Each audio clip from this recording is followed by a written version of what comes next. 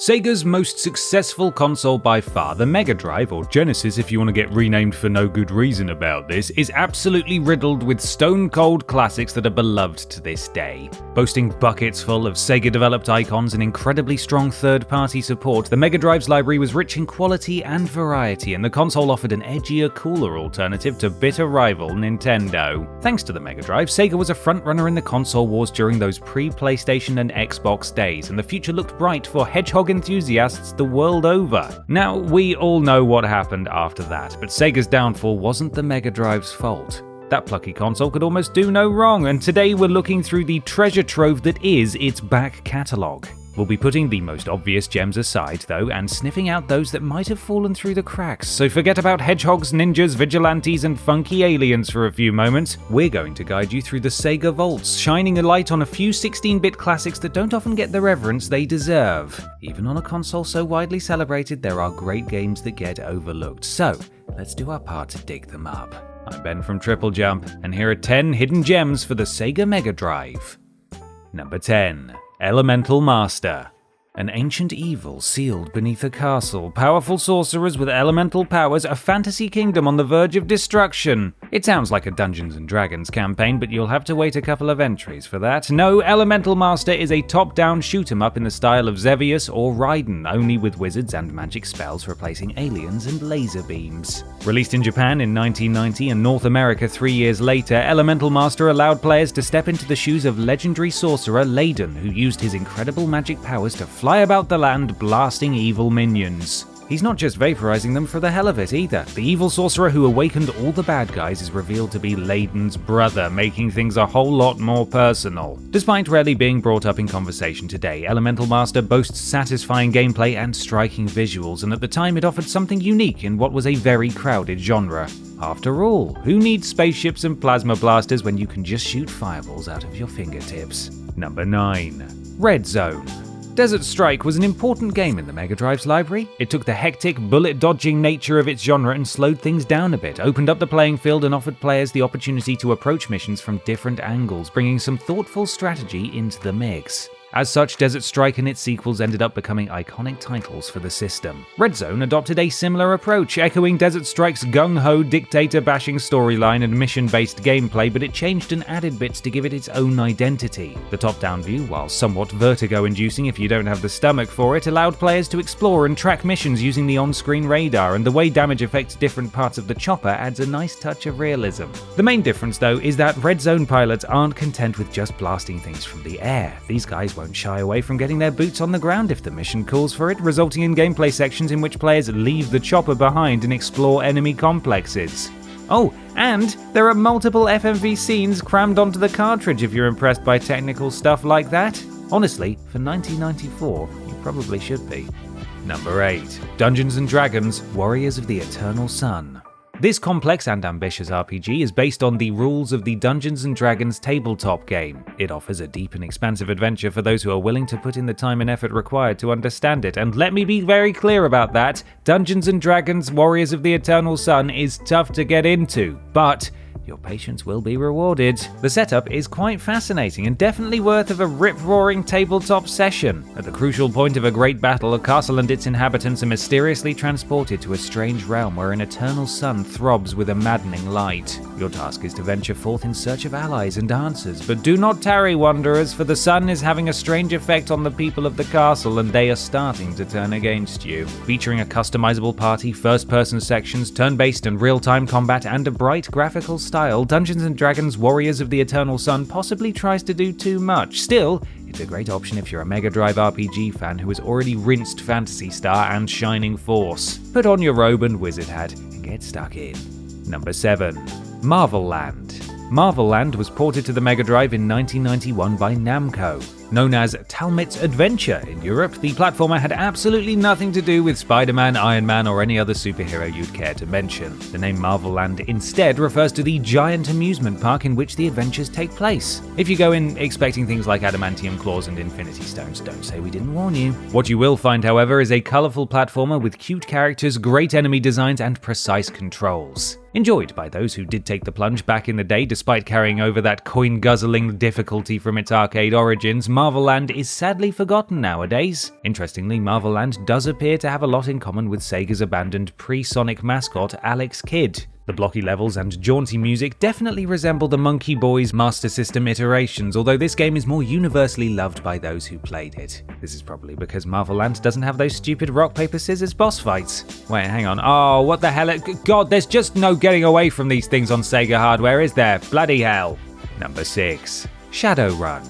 You may be aware that Shadowrun is a pen and paper tabletop RPG that combines the magic, elves and trolls of traditional fantasy with the ultra-techy noir stylings of the cyberpunk setting. You may also be aware that quite a few video games based on it have surfaced over the years, including a 1993 SNES offering and a 2007 attempt at a team-based shooter for the Xbox 360. This Mega Drive iteration provided RPG fans with another alternative to the standard medieval fantasy setting and offered up moody city streets and futuristic complexes to explore. While not as visually clean as its SNES counterpart, the Mega Drive version of Shadowrun offered more open-ended gameplay. It also allowed players to choose their class at the start of the game. You could be the combat expert samurai, the magic-using gator shaman, or the hacking-focused decker. While we could never turn down the rare opportunity to become a gator shaman, the decker will give players the easiest time in the visually impressive third-person hacking sections. Although those bits do kind of remind me of that Pepsi Man game. Great, now I'm thirsty. Thanks, Shadowrun.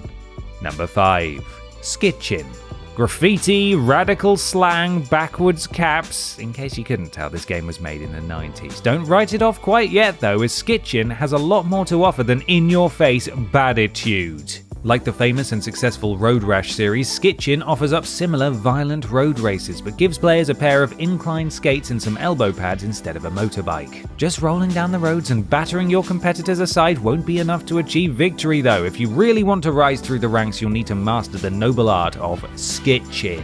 That is, grabbing onto the back of a passing vehicle and letting it drag you along at speeds inclined skates really weren't made for. If you're feeling especially brazen, you can even skitch on a police car. Careful though, it might be a totally radical rush, but it would be a bummer if you got busted. Reviewers praised Skitchin's unique concept and hectic two-player mode, and players and critics alike were impressed with the rotoscoped animations. Still, for whatever reason, Skitchin faded into obscurity while its noisier cousin Road Rash is still well known. Maybe it's because many 90s kids owned an actual pair of skates and could skitch in real life if they wanted to. Wouldn't recommend it though, definitely breaks the Green Cross code. Number 4. Devilish: The Next Possession. Remember that old arcade game called Breakout? You know, the one where you control a paddle at the bottom of the screen and use it to hit a ball at some blocks? Well, imagine that, but with demons. That's right, Devilish: The Next Possession, known as a Bad Omen in Japan, takes the classic simple gameplay of Breakout and melds it with more than a touch of occult horror. It even has a story. A prince and a princess were in love, but were transformed into stone paddles by a jealous demon. Luckily, a mysterious blue sphere fell from the sky, which Paddle Prince and Paddle Princess are able to bop around, pushing through the demonic defenses and felling demons along the way. You know, I have a strong suspicion that the story was made to fit around the gameplay rather than the other way around, but never mind. Still, what we're left with is a very interesting take on Breakout that uses two paddles, with one moving horizontally and the other vertically. These royal paddles and their mysterious spherical allies smash through various demonic levels that culminate in sinister, blasphemous bosses, all while a rocking soundtrack plays out in the background. Who would have thought Breakout could be so metal? Number 3. Buck Rogers: Countdown to Doomsday. Dashing space hero Buck Rogers can be traced back as far as 1929 newspaper comic strips. Since these distant origins, the suave spacefarer has starred in comic books, novels, motion pictures, television series, and, you guessed it, the odd computer game too. Buck Rogers' Countdown to Doomsday is one such effort that was released on Amiga, MS-DOS, and Commodore 64, with the Mega Drive receiving a port too. The game wasn't half bad, allowing fans to step into the shoes of Mr. Rogers, not that one, as he becomes embroiled in a war between the opposing forces of Earth and Mars. Players create a party of 6 space adventurers at the start of the game and set off to explore futuristic cities, spaceports, and alien landscapes from an isometric viewpoint. They also take part in turn-based land combat and menu-controlled ship-to-ship battles as well. There are even sections in which you fly your spaceship from planet to planet with some very pretty parallax scrolling in the background. In fact, Buck Rogers' Countdown to Doomsday is very visually reminiscent of more recent indie efforts such as Space Haven and FTL Faster Than Light. It's interesting how fashions come back around. Now, if only Buck Rogers style outfits would come back into fashion, I'd take any excuse to throw on gear like that. Number 2. Bioship Paladin.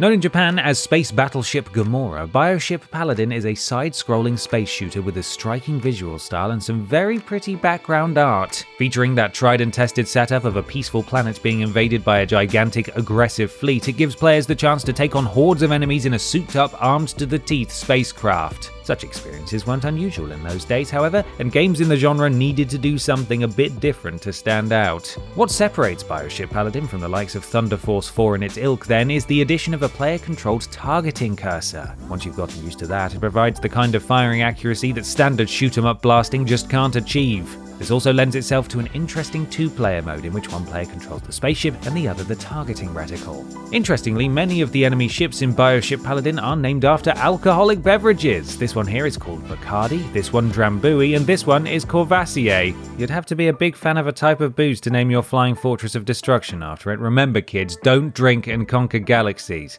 I learned that lesson the hard way. Number 1. McDonald's Treasureland Adventure.